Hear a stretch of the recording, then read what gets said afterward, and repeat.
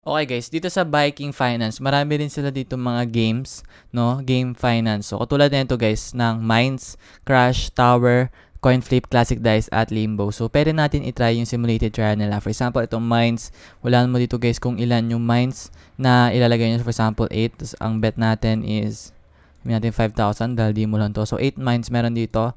Okay, panalo ako. Panalo ako. Okay, talo. Sayang. Okay, let's try again one more time guys. Okay, bet tayo 5,000. Ang mines gawin na natin 3. Okay, bet 1, 2, 3, 4, 5. Okay, so cash out, di mo. So, ganoon lang siya guys kadali. Itong game finance na ito. At meron din tower. For example, ito naman yung tsura ng tower niya. Gawin natin easy. Hindi siya sugal guys. Kumbaga game to. Nasa crypto siya. So, hindi siya sugal. Okay. So, for example, bet tayo. Hula tayo dito kung saan yung tama. Okay. Tama tayo, cash out. So, gano'n na siya guys, kadali, yung game finance. At marami silang iba't ibang rewards pa mismo. For example, dito guys, Viking GameFi deposit bonus. Pag nag-deposit kayo ng 1,000, meron kang USDT reward of $8, no? At yung withdraw request, archive transaction amount, same as recharge. Okay, so meron din kayong multiplier reward.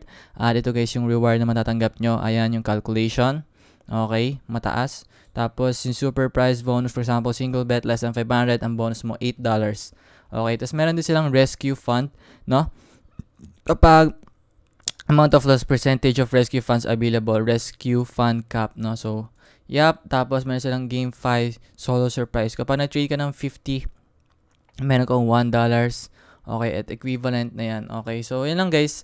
Ito yung game finance nila. Ayan, pwede nyo rin yan i-check. Ito yung itsura ng game finance nila. So yan, check nyo lang guys. Maraming salamat sa panonood nyo. See you soon sa ating next video.